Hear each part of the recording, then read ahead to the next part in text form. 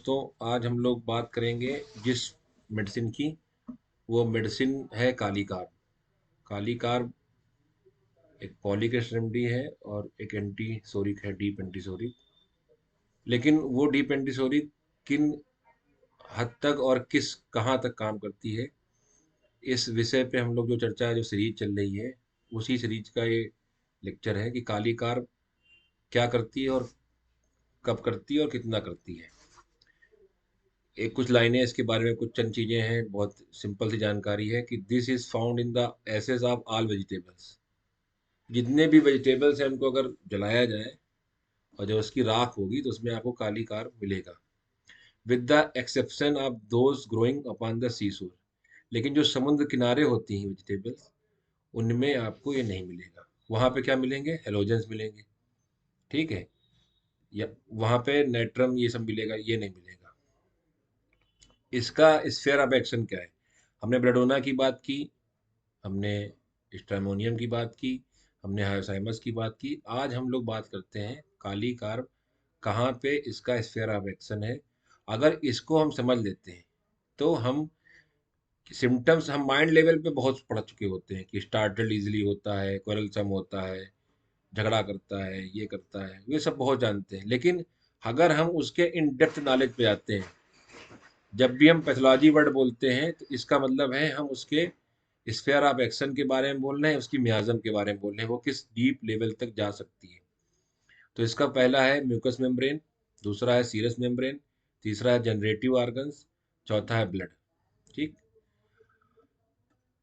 एक एक करके लेते हैं। म्यूकस मेम्ब्रेन, सबसे पहले बात करते हैं म्यूकस मेम्ब्रेन।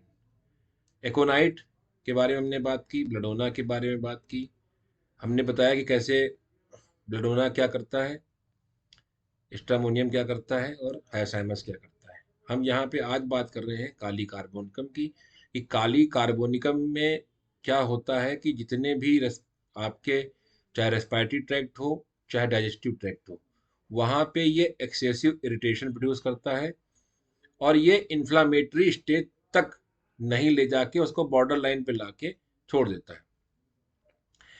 ये जो कंडीशन है, ये कंडीशन प्रोड्यूस क्या करती है कि इन्फ्लामेटरी पोजीशन तो गई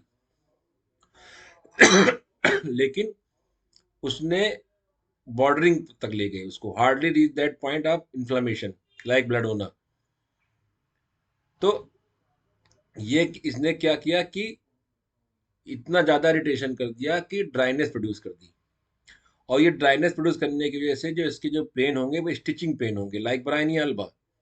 इसीलिए आप निमोनिया के केसेस में ब्रायनिया अल्बा और काली कार्ब को बहुत ज्यादा पाते हैं। Bordering and inflammation, excessive irritation bordering on inflammation but hardly reaching that point. ये पॉइंट बहुत इंपॉर्टेंट है कि पैथोलॉजी को किस लेवल पे लेके जा रहा है।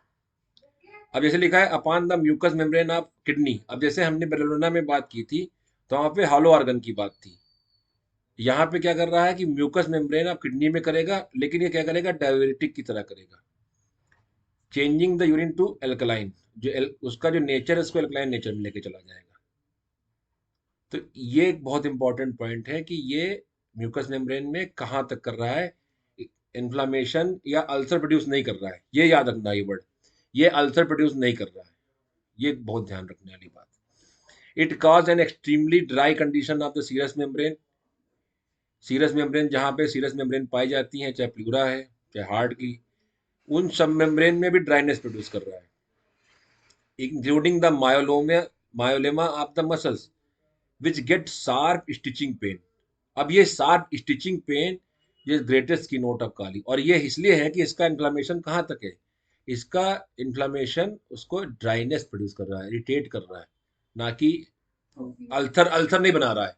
इसीलिए हनुमान सर ने भी साफ साफ बताया है, अभी मैं उस पर बात करूंगा कि हनुमान सर ने बताया कि ये कहाँ तक काम करती है।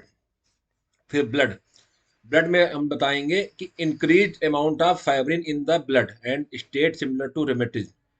फाइब्रिन ज्यादा हो जाए ब्लड में तो क्या हो जाएगा? विस्कोसिटी बढ़ जाएगी। ईएसआर कैसा होगा? यस, आप इवन ईएसआर रिपोर्ट देख के भी समझ सकते हो कि ये जो है ये मुझे काली कार इसको देनी कि नहीं देनी है। आप रोमेटिज्म वर्ड हटा दो, आप ईएसआर बढ़ा हुआ देखोगे तो आपको याद आएगी ब्लड की, ब्लड, और ब्लड देखने के बाद आपको याद आएगी मेरे इस लेक्चर की कि काली कार तो नहीं है ये। बाकी आपके पास तो टूल बहुत पड़े हुए हैं, लेकिन मैं आपको उन पहलुओं से परिचित करा रहा हूँ जो आपने ज़्यादा सुने पढ़े नहीं हैं, वो आपकी वो मास्टर्स ने लिखे हुए हैं। तो फाइब्रिन अगर बात ज़्यादा ब्लड में हो गया, विस्कोसिटी बढ़ गई, फिर क्या हुआ? यानी थिक, थिक खून है, थिक खून है। ठीक है, तो ये जो है, एक तो ये, अगर आपका पेशेंट डी डाइमर ज़्यादा आ रहा था, again is a very important and useful drug in Covid patient. ठीक, रेस्पिरेटरी ट्रैक की दवाई है, स्टिचिंग पेन हो रहा था, काली कार्ब इंडिकेटेड हो सकती है। समझे? ये कहीं भी कोई ऐसी कंडीशन जहां पे ब्लड थिकनेस आ रही। अब एक और कंडीशन, अगर मैं बात करूं कि आपका पेशेंट का ब्लड थिक है, आपके पेशेंट में ईएसआर बढ़ा हुआ है, तो इसका मतलब है ईएसआर एक्यूट इन्फ्लामेटरी कंडीशन में बढ़ा हुआ है कि क्रॉनिक इन्फ्लामेटरी कंडीशन में? ये दोनों में बढ़ सकता है, एक्यूट इन्फ्लामेटरी कंडीशन में भी, क्रॉनिक में भी किसी को है, तो ये दोनों तरीके से दवा यूज की जा सकती है। लेकिन ये डीप एंटीसोरिक है, हाँ, डीप एंटीसोरिक है। एकोनाइट जैसे एंटी, एक एक्यूट मेडिसिन है, ये डीप एंटीसोरिक है। फिर है ovario uterine system, here it produce suppression or delay of menses or menorrhagia with cutting pain in the abdomen, much etching of small of the bag। ये ovary पे काम करेगी, uterus पे काम करेगी, और मेंसेस को सप्रेस करने का काम करती है। ठीक है, डिले करने का काम, या फिर मेनोरेजिया प्रोड्यूस कर देगी। ठीक है, और ये कंडीशन जो है, चाहे वो एबॉर्शन हो या यूट्राइन हेमरेज हो या प्रेगनेंसी हो, ये उसके बाद एकदम से एग्जॉस्टेड हो जाएगी। जैसे पेशेंट आते हैं कि कोविड के बाद से मैं एग्जॉस्टेड हो गया, तो वहां दूसरी दवाएं हैं। लेकिन अगर कोई कहता है एबॉर्शन के बाद से, यूट्राइन हेमरेज के बाद से, प्रेगनेंसी के बाद से मैं बिल्कुल एग्जॉस्टेड हो गया हूँ बिल्कुल, तो वहां पे हम काली कार के बारे में सोच सकते हैं। अब एक बहुत इंपॉर्टेंट पॉइंट, कि patient suffering from ulceration of the lungs rarely get well without this antipsoric. Nitric acid is frequently homoeopathically indicated after kali. This indication given by our master doctor Hahnemann. मैं ये बताना चाह रहा हूं कि kali carb आपकी mucous membrane पे effect कर रही है, लेकिन किस हद तक कर रही है, एक उसकी हद है। हमने हर मेडिसिन की हद बहुत पहचाननी है, तो हम उसको रूल इन रूल आउट कर सकते हैं। अगर अल्सरेशन हो गया है टिश्यू में, तो हम इसको अवॉइड करके हम नाइट्रिक एसिड के बारे में सोच सकते हैं। हो सकता है काली कार्ब इंडिकेट कर रही हो, लेकिन आपको काली कार्ब के बाद नाइट्रिक एसिड देनी पड़ेगी। तो एक छोटा सा लेक्चर है, लेकिन बहुत इंपॉर्टेंट और यूजफुल है उन लोगों के लिए जो इस पहलुओं को जरूर देखना चाहते हैं। आप काली कार के बारे में जाहिर है मुझसे ज़्यादा जानते होंगे कि काली कार में क्या मेंटल होता है, रूटीनिस्ट होती है, रिजिड होती है, दुनिया की चीज़ें जानते होंगे। लेकिन हम जो ये बता रहे हैं, ये बहुत ही इंपॉर्टेंट थिंग है। Patient suffering from ulceration of the lungs rarely get well without this antiseptic. This is also applicable in case of ulcer of stomach, again is mucous membrane.